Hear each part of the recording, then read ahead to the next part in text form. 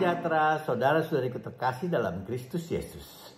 Pernahkah kita dalam situasi bingung dan gak tahu harus bagaimana lagi? Merasa sudah melakukan segala sesuatu yang kita percaya perlu untuk kita lakukan. Namun sepertinya tetap tidak memberikan solusi. Bahkan boleh dikata kita sudah berada di pinggir jurang kehancuran. Di depan pintu keputusasaan, di tepi kebingungan. Gak tahu lagi apa yang harus dan baik untuk kita lakukan. Untuk dasar kitab sucinya, izinkan saya mengambil bacaan liturgi minggu ini dari hari Minggu biasa ke-13. Di mana bacaan diambil dari Markus 5 ayat 21 sampai dengan 43. Mengenai Yairus, kepala rumah ibadat yang datang kepada Yesus untuk memohonkan kesediaan Yesus hadir ke rumahnya untuk menumpangkan tangan kepada anak yang sedang sakit sekarat, supaya bisa selamat dan tetap hidup. Dan paralel dengan kisah itu, juga dikisahkan ada seorang perempuan yang telah menderita pendarahan selama 12 tahun. Yang dikatakan dia sudah berobat ke berbagai macam tabib, hingga sudah habis seluruh hartanya. Namun, bukannya menjadi sembuh, malah menjadi lebih buruk kondisinya. Nah, melalui perikop ini, kita dapat melihat seseorang yang sedang dalam kondisi terjepit dan hampir putus asa dapat melakukan berbagai hal yang luar biasa yang mungkin saja bertentangan dengan pikiran, kebiasaan, dan nuraninya. Bisa positif, namun bisa juga negatif. Melalui Markus 5 ayat 21-43 ini dikatakan ada seorang kepala rumah ibadat yang bernama Yairus. Di sini disebut namanya Yairus. Artinya dia dianggap penting.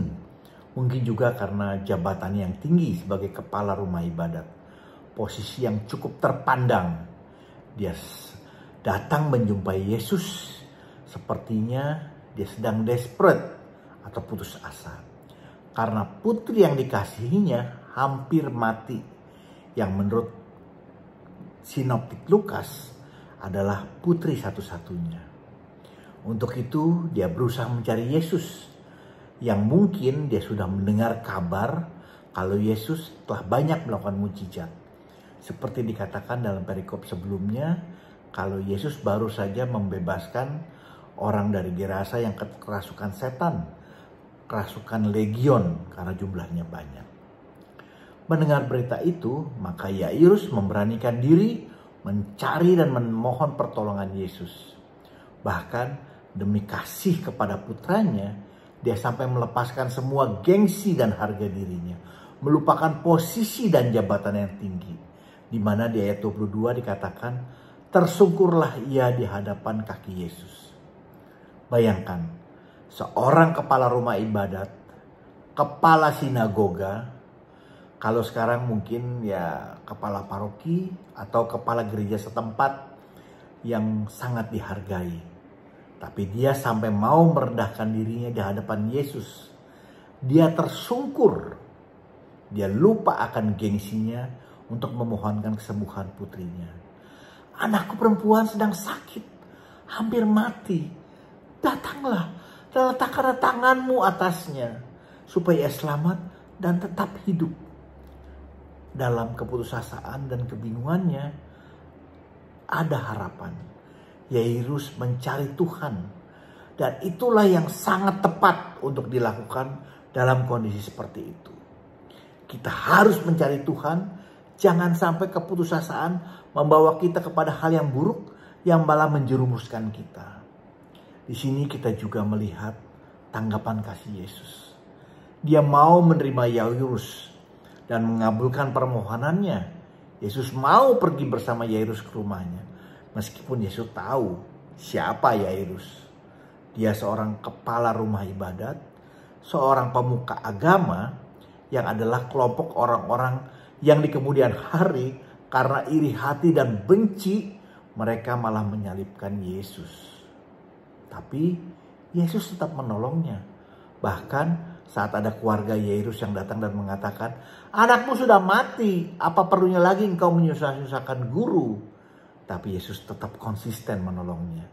dan menguatkan iman Yairus. Jangan takut, percaya saja. Dan Yesus hadir dalam rumah Yairus. Sehingga melalui kehadiran Yesus, terjadilah keselamatan di rumah Yairus.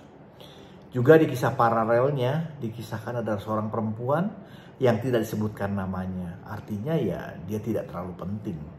Yang telah menderita perdarahan selama 12 tahun. Itu bukan waktu yang sebentar. Bayangkan penderitaannya. Di zaman itu bagi orang Israel, perdarahan itu adalah sesuatu yang menjijikkan.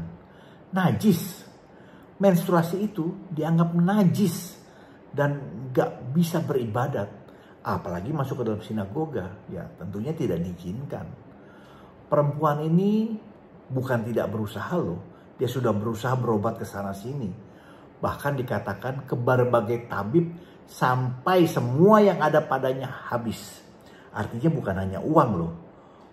Mungkin berbagai macam barang juga sudah dia jual untuk menutupi biaya pengobatan. Dengan kata lain, sudah bokek dia.